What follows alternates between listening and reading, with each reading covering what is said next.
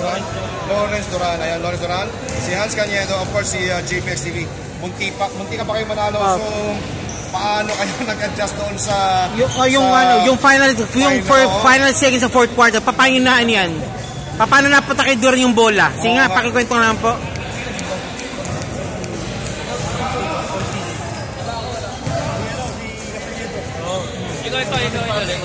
Ikaw, Hans, ano mo?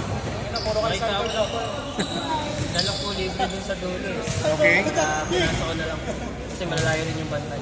Alright. Bossing, ano ba itong mga bata mo dito po sa type? Ikaw isang Bales. Ano mo?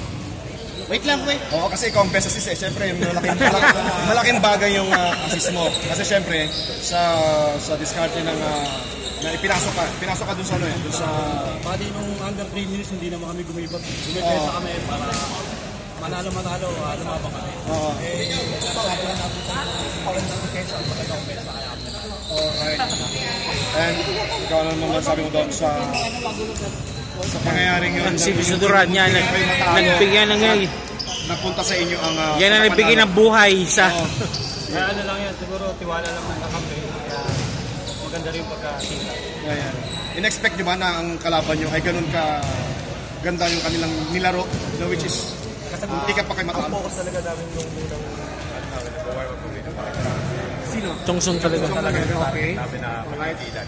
Okay. Pero yung iba nilang kasama yung ibang kasama nila sa team, talagang nagtrabaho rin, like Manuel, Lakad, and other. So paano yun, kasi nakita namin nag-full court defense na kayo. Oh, yun lang isang key dun eh. Nagdalawa kayo, di ba? Nagtao-tao na kayo. Defense kasi wala sila Yes. Yun. yun ang damang namin sa kanila. Yun ang naging damang nyo sa kanila. Tama. So, yun. Then, Mr. JP, yung mga dying seconds swak to swak yung mga tira mo Oo. Oo. Hindi na lang kung paano po makasapit.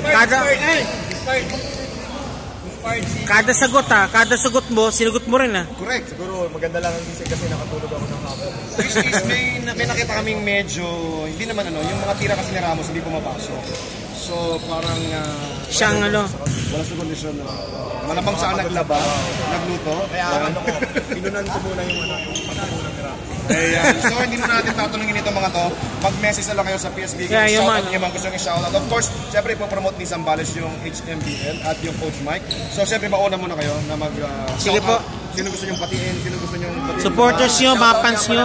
Sa JPX TV, follow nyo ako sa page ko. Pagka may top fan match kayo, bigyan ko kayo ng dry fit na t-shirt ng JPX TV.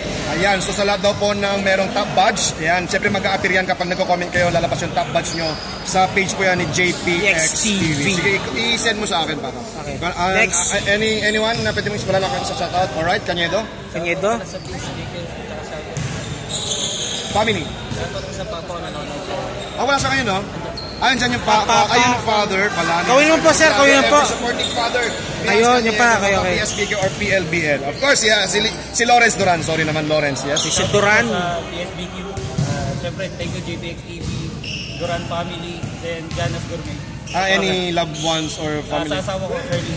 Ayun, ayan, of course. And boss Zambales, of course, ang commissioner ng Coach Mike Basketball, and of course, ang commissioner din ng Hamad Medical Basketball, which is mag-o-open na ngayon. So, sige, mag-promote ka. Shoutout nga pala sa PSBQ team, ang bumubuo ng liga.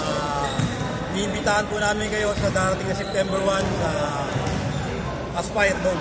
Okay. Opening po ng Hamad Medical Basketball League. Yes. And soon, mag-o-open na yung Season 3. Season 3 ng Coach Mike.